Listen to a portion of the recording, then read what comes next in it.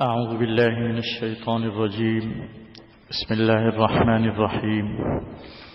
لقد سمع الله قول الذين قالوا إن الله فقير ونحن أغنياء سنكتب ما قالوا وقتلهم الأنبياء بغير حق ونقول ذوقوا عذاب الحريق ذلك بما قدمت أيديكم وأن الله ليس بظلام للعبيد.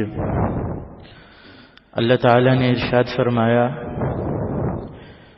بلا شبہ اللہ نے سن لی ہے ان لوگوں کی بات جنہوں نے کہا کہ بے شک اللہ محتاج ہے، فقیر ہے اور ہم مالدار ہیں۔ عنقریب ہم ان کی بات کو لکھ لیں گے اور جو انہوں نے نبیوں کے ناحق قتل کیے ہیں اس کو بھی لکھ لیں گے، اور ہم ان سے کہیں گے کہ چکھ لو جلنے کا عذاب، یہ ان اعمال کی وجہ سے ہے جو تمہارے ہاتھوں نے آگے بھیجے، اور بے شک اللہ تعالی بندوں پر ظلم کرنے والا نہیں ہے۔ حدیث میں آتا ہے، حضرت عبداللہ ابن عباس فرماتے ہیں، ایک دفعہ حضرت ابو بکر صدیق رضی اللہ تعالی عنہ یہودیوں کے اس مقام اور اس جگہ پہ تشریف لے گئے جہاں وہ سیکھتے تھے، بیٹھتے تھے، جن کا جہاں پڑھنا پڑھانا ہوتا تھا، ایک طرح سے ان کا ایک مکتب تھا، مدرسہ تھا۔ وہاں ایک شخص کے پاس یہودی جمع تھے، اس شخص کا نام تھا فخاس۔ فخاس نے کہا کہ اے ابو بکر،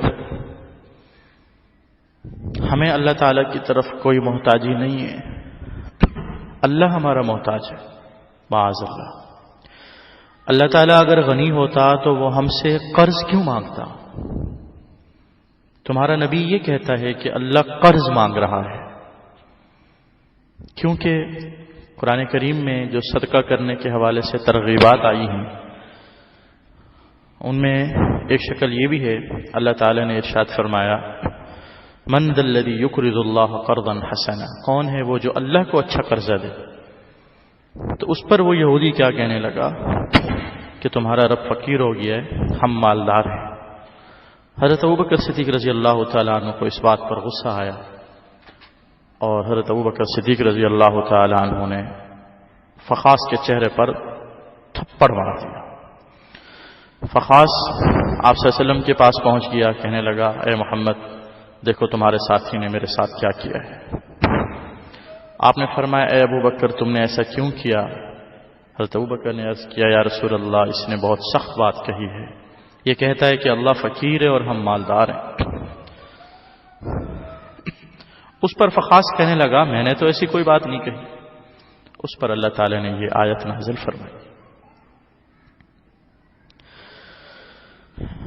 کہ اللہ نے ایسے لوگوں کی بات سن لی ہے جو کہتے ہیں کہ اللہ محتاج ہے اور ہم مالدار ہیں۔ اللہ تعالیٰ فرماتے ہیں، ہم تمہاری ان باتوں کو لکھ رہے ہیں، اور تم نے جو انبیاء کا قتل کیا ہم نے ان کو بھی لکھا ہوا ہے، تمہاری ساری حرکتیں ہم لکھ رہے ہیں۔ انبیاء کے قاتل تو ان یہودیوں کے آباء و اجداد تھے،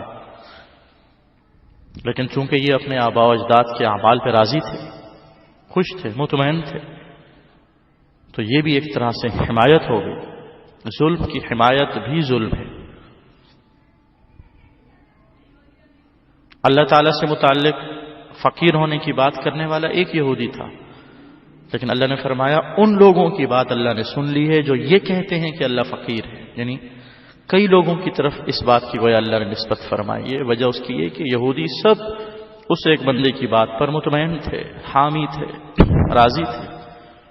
ظلم پر رضامندی بھی ظلم ہے، غلط کام پر خاموش رہنا، راضی رہنا بھی ایک طرح سے ظلم ہے۔